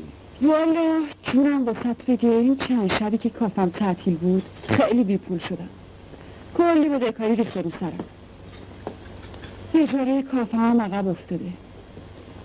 تو خودت که میدونی دیگه آه در بساط ندارم. خلاصه به قول ترکا پول مال یخ مثلا. خب انشالله دوباره که کافت رو راه انداختی اوضاع دوباره میشه، ولی به شرطی که فیلت یاد هندسون نکنه و دختر سربرایی بشی. میدونی زندگی هزار جور سرزیری سربالایی داره، ولی نمیخواد قصه بخوری. خدا خودش وسیله سازه. من نیومدم اینجا تو واسه من دعا کنی، میخوام ازت 1,000-2,000 تومن قرض بگیرم، البته در مقابل گرویی.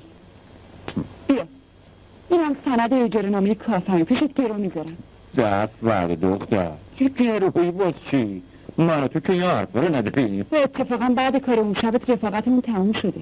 من نوکرت این آتشون کم مطلق بارمون کن. اگه این سندی ازم گیرو نگیری یا پول ازت قبول نمیکنه. بیا این هم سند کافم، ترتیب کار محضرش هم دادم. تو فقط باز بری محضر رو سند رو امضا کنی. تمومه؟ حالا که تو دلت میخواد قربونت منم جلو ور میدارم، فقط پول تو شب جور میکنم اون میاد کافی. پس دیگه جنگ و دعوا تمومه. به سلامتی آشتی کنم. به سلامتی آتقی. من چی کار کنم؟ هر دومون شکست خوردیم اونجا. منتها تو سر تخلیه ملکت و من در عشق.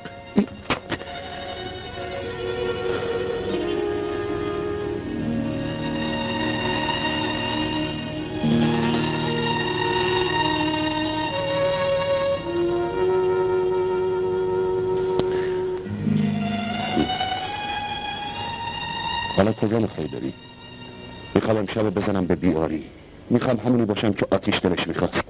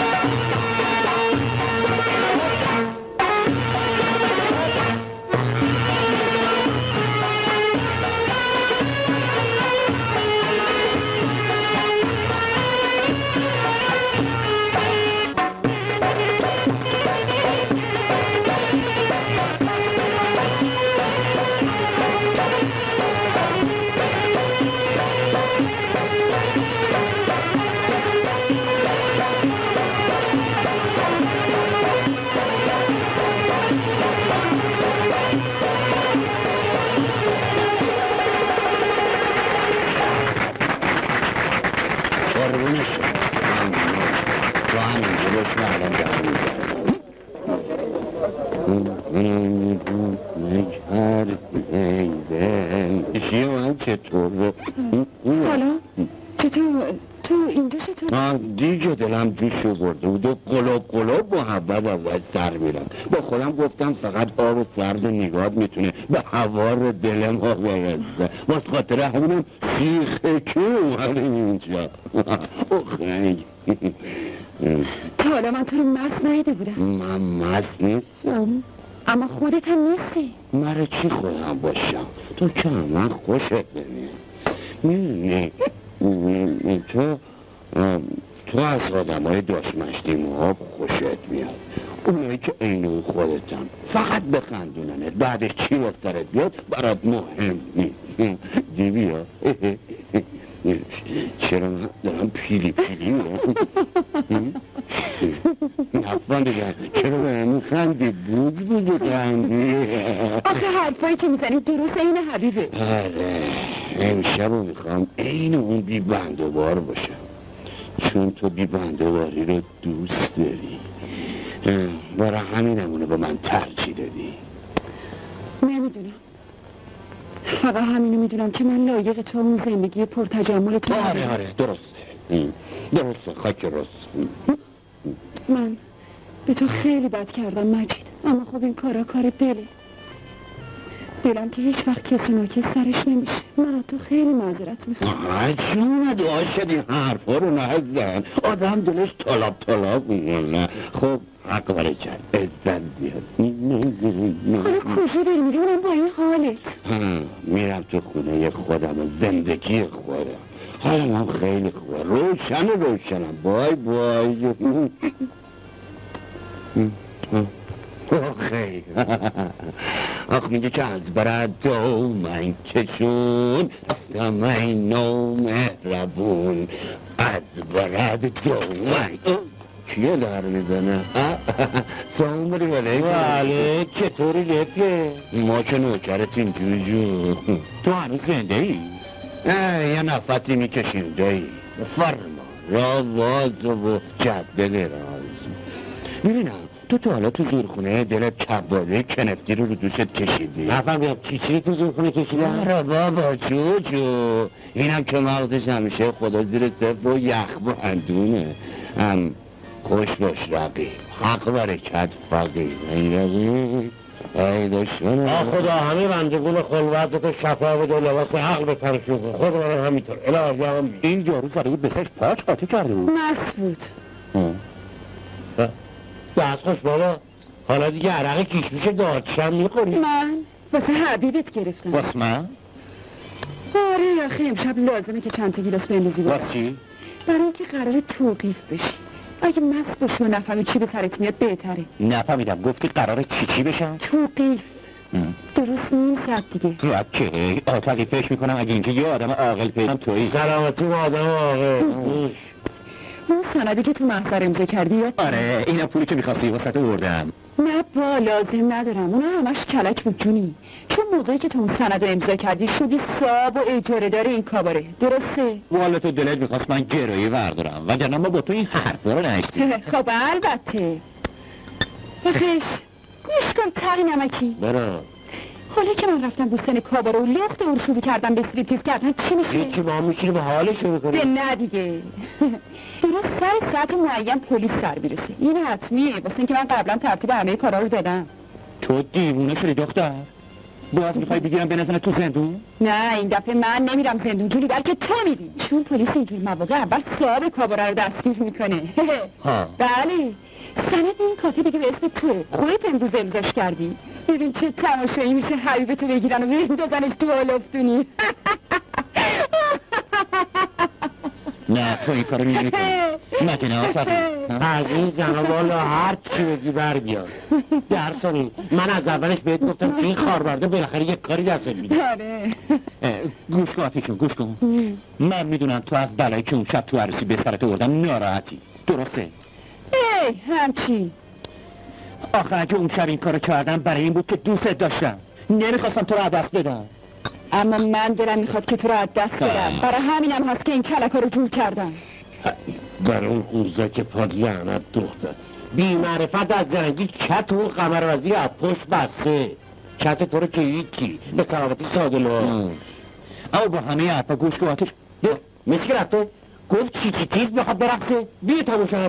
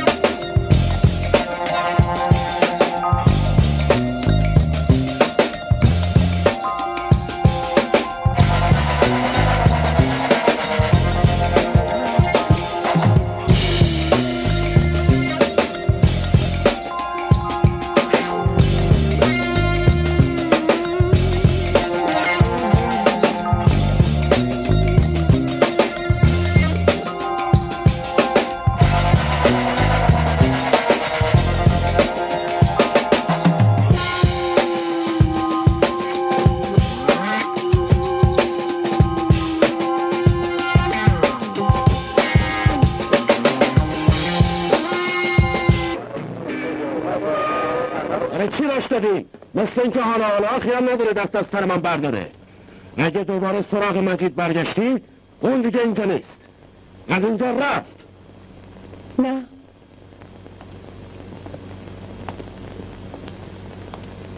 من فقط اومدم امانتی شما رو بهتون بدم.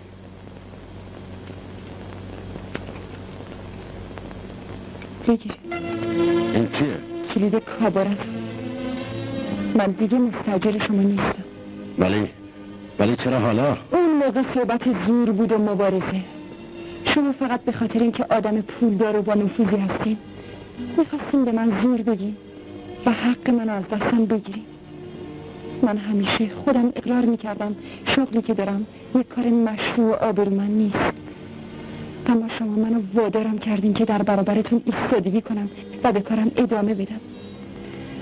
اما حالا که توی این مبارزه پیروز شدم بدون هیچ قید و شرطی ملکتون رو در اختیار خودتون میذارم و امیدوارم منو ببخشین از این که چند روزی شما رو ناراحت کردم به پلیس و برای همیشه بستم. اینجوری بیشتر راضی میکرد.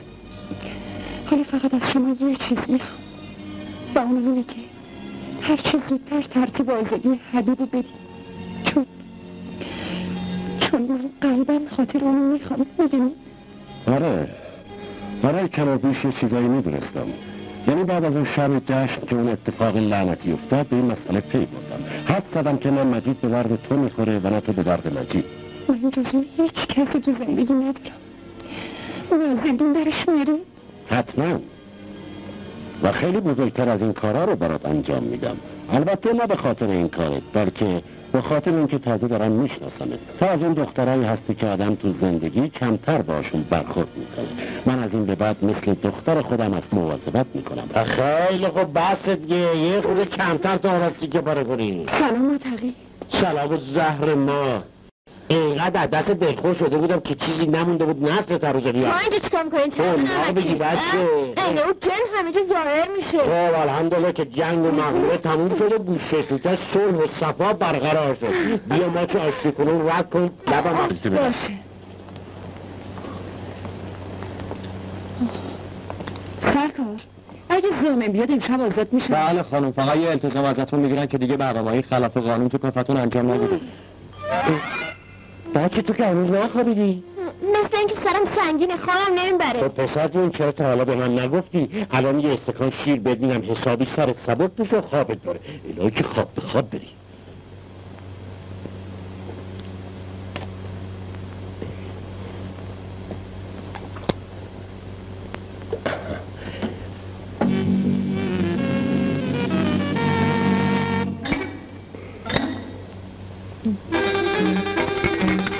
واسه شکرم ریختم.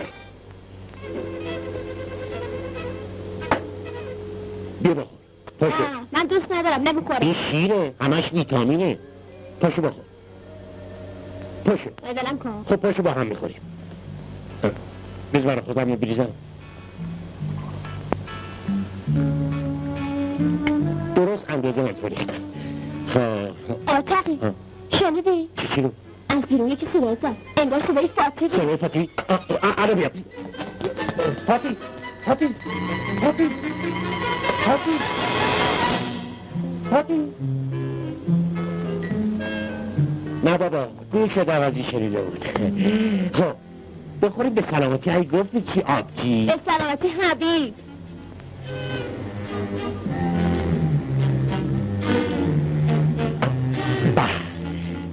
عجب شیر بود. خوب شیری بود، اما انگار اما چی؟ چشم داره پیلی پیلی میره.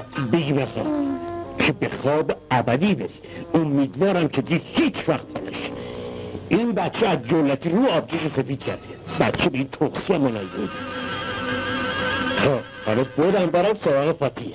فاتی جون بنازم قدرتتو به بولا نوکرتم. هم بچه رو خوابوندی هم ننه رو. الان دوتایی رو هم میافتی میریم گلاب در ردنیم با درق میذاریم وسط و 400 تومن گوج فرنگی دار. حالا نخور کی بخور. که روشن شدین ای گفتی چی کار میکنی؟ دوتایی میشینیم نون بیار کباب بدر باشیم. برو ذوق و سلیقت برم.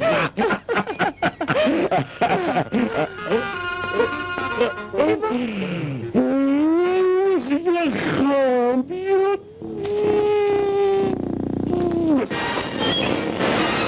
بابا چه شده آتقی؟ آتقی چه شده؟ بی خود صداش نکن. یه چیزی به خوردش دادم که تا فردای موقع خوابه. چی به خوردش دادی؟ تو ننه رو خواب کردی. منم تقی نمکی رو این با اون در. ببینم که این که تاکسی خودمه. آره دی حالا چیز میگی دست و کار شد برو. خیلی خوب ولی فعلا خودم یه کار مهمتر دارم. چه کاری داری؟ یه آتیشی میسازم که اون سرش را پیدا. شماره 195 موقعیت خودتون رو اطلاع بدید. شماره 195 موقعیت خودتون رو اطلاع بدید. مقصرت شد باز شروع شد. شماره 195 صحبت میکنه. الان یه کار مهمی دارم که باز برم دنبالش. شما سرویس کارتون هنوز تموم نشده. با آدرس خیابون تکش مراجعه کنید. یه مسافر منتظرتونه. خانم گفتم الان نمیتونم یه کار واجبی دارم. این یه دستوره فوراً باید انجام بدین. خیابون تکش آرایشگاه بلور. زودتر حرکت کنین. دعواش نکن خانم خودش الان میره. خیلی خوب رفتم. من رفتم دنبال مسافر. حساب آتیش باشه بعد خدمتش میرسم. آره بابا اون زنه تو کوتا بی حدی. منم رفتم شرکت باز باید تاکسی خودم رو تحویل بیدیم. خیلی خوب خداحافظ. الحمدلله شهرش کنده شد رفت دنبال کارش.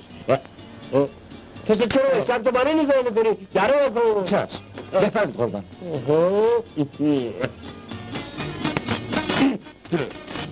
تو حقیقت خود من نشد. سلام علیکم خانم. بفرمید.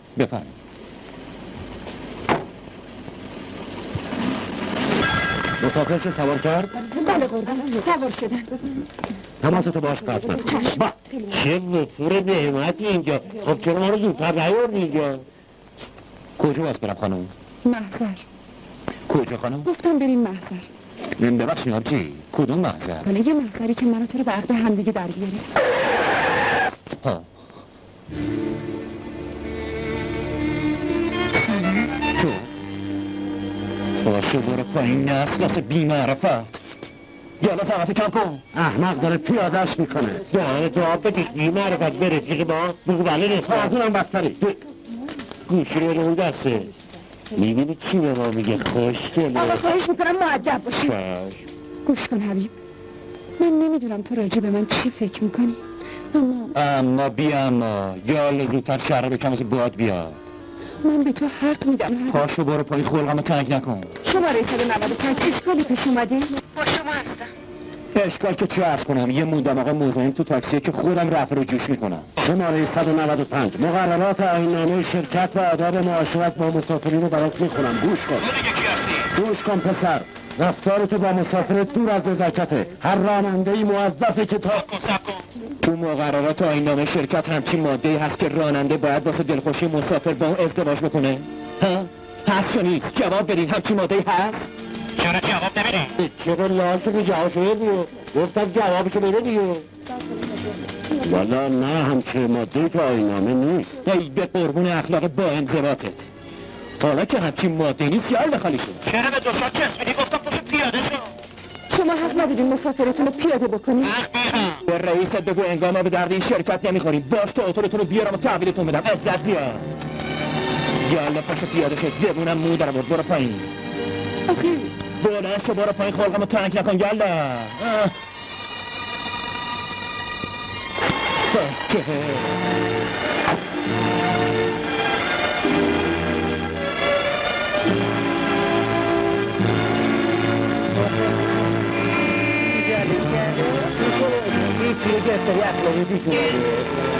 بچه یه شکار عالی. تو شکاری مفتی جبه سالشو برد. ببرید باز بازه در خدمت باشید. حبیب آقا سلام. سلام بی سلام. دیگه چش ندارم نه تو نه آبجی لعنتی میبینم. بی معرفت جواب سلام اونم نداد. این چه کاری بود کردی حبیب؟ واسه چی نصف شبی دختر رو تو خیام پیدا تو مربوطی. آره پس به کی مربوطه؟ به اشکی. حوصله داری؟ چی شو؟ این اینجا چی کار میکنه؟ سلام پسرم. والیک نکنه تو جزمه این محلی که همه جا پیدات میشه. هی بابا احتشام عضو هیئت مدیره شرکت اون بوده ما نمیدونستیم. نه. تو نمیری. مبارکت بشه. بفرما جناب هیئت مدیره ما دیگه نیستیم. شما خیلی آدم از پشت دستگاه بیسیمتون فرمون پیچ میکنی. آروم باش بچه جون. آتیش از آقای چام خواست که وسیله آزادی تو رو برام کنه. آره تو ببینی. درسته پسرم. اون تو رو خیلی دوست داره. اما من چجوری میتونم یه رقاص حقوق بازی رو که به هم نارو زده و واسم پاپوش درست کرده و انداختنم تو اولفتونی دوست داشته باشم؟ نه پسرم، اون برای اینکه عشقشو به تو ثابت کنه برای همیشه دست از کارش کشیده بود که اومد پیش من و من بدون هیچ چشم داشتی در حالی که منو شکست داده بود کافر رو تحویل من داد. اون بود که با چشم گریان از من خواست در مقابل کاری که کرده وسایل آزادی تو رو فراهم کنم.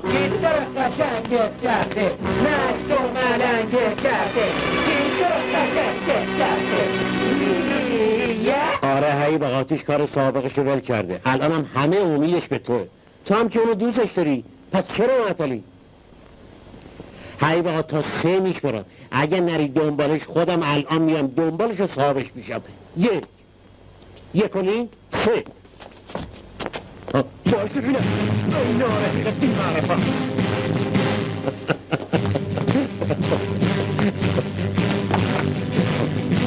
من که سویت ایا سویت قربون تو، من هم یه دنباله. خیلی خوب.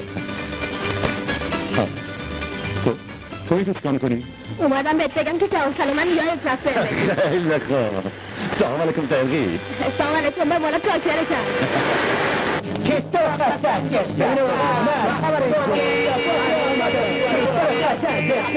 من تو قشنگ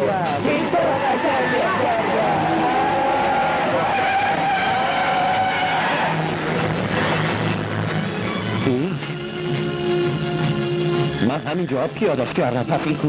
چه میدونم بابا، هرچه من عین جیبه میمونه، یه جا که بره نمیشه.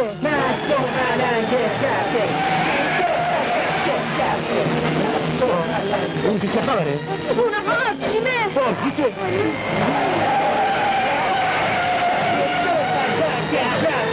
حبیب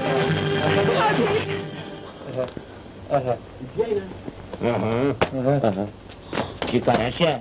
من اون یارو رو میشناسمش. این که؟ جایون چیه؟ نه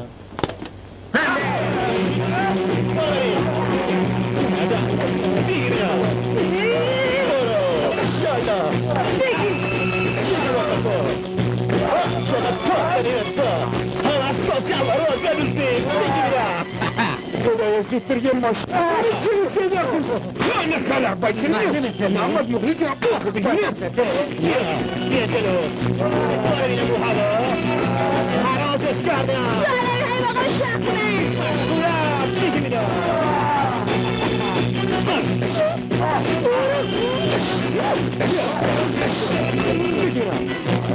آی نفت که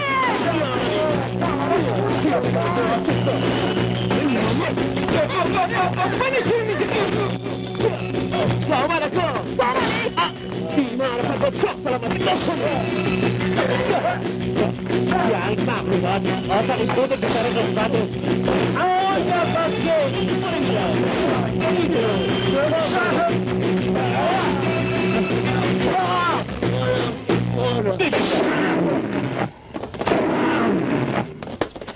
حالا شدم شیری مثل گلدین تایر، الان تیکه پرد میکنم. گوش کن ببین چی میگم. یه امر مهم، اگه ازت خواستگاری بکنم زنم میشی؟ آره اینم یار مبارک داده.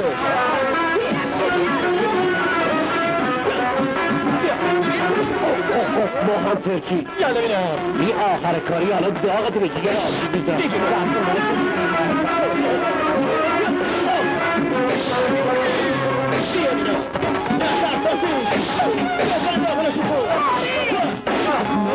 من تنهایی که تو رو حریف من تو رو کلاه و بیچه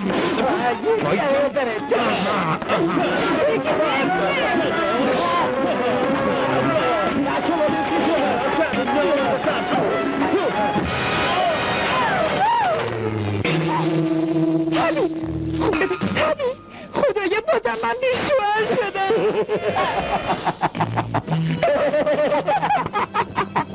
ای بچه دیدی الان یه سور طلبه ما خوردیم.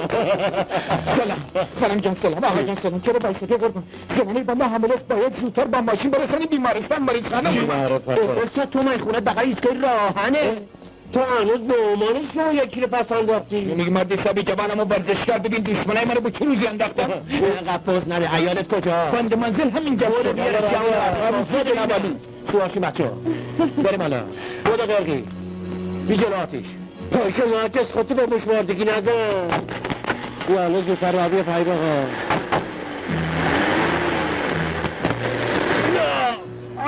بیا زنم جم بیا. قربان اون آخوفتن تو برم الهی. بیا انشاءالله که این یه دنه ده پسره. خدایا اولی که دختر اقلا یکی پسر باشه که ما پیش فامیله رو سری که تو داری همین دنیا هم آخر رو شکل کن زدم حالا برو برای زنانه حمله زیبا تکان نده قربان مریضی بینم تکلیف من چی میشه؟ موازه منزل باش دوز نزنه تا من برگردم ای بابا برو من دنبالت تا برو بارکالله طلبه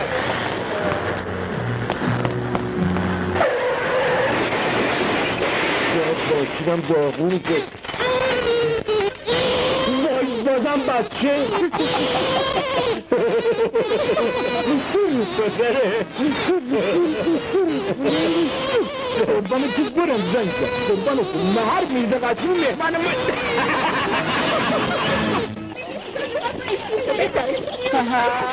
آروم بشین آتیش بشین گرفت چه خوابه این پدر در بیدرتونم که هیچ وقت خونه ایستادی اون بچه رو یواشتر تکونش بده بیدار میشه آب نبات کشید